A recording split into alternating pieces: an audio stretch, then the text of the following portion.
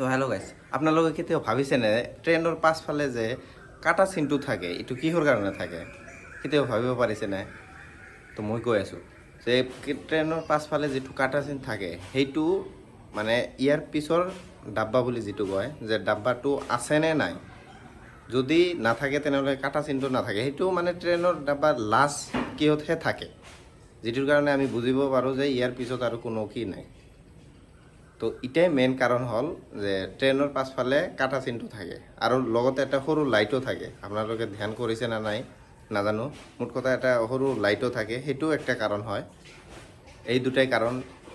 ট্ৰেইনৰ পাছফালে কাটা চিনটো থাকে আৰু গেট যে থাকে